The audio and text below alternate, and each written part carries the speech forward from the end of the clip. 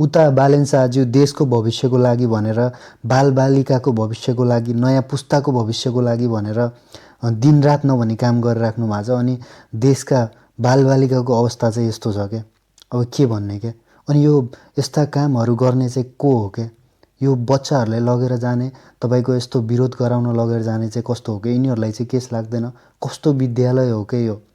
अब विश्वविद्यालयमा त हुन्थ्यो राजनीतिकरण, अब स्कुलमा पनि हुन थालिसक्यो। यो कति क्लासमा पढ्ने फुच्चाफाचीहरू हुन् यिनीहरू? यिनीहरूले के सिक्छन्? यो बच्चाहरूलाई के थाहा छ के सही हो के गलत हो भनेर के थाहा छ क्या?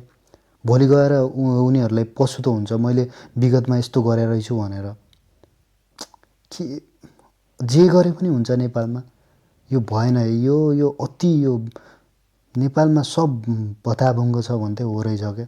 यो भएन क्या, यो अलिकति पनि तरिका भएन। यो विरोध गर्नु छ गर्नुहोस्, तर यो बच्चालाई लगेर के हो यो? तपाईँहरू आफै गएर गर्नुहोस् न।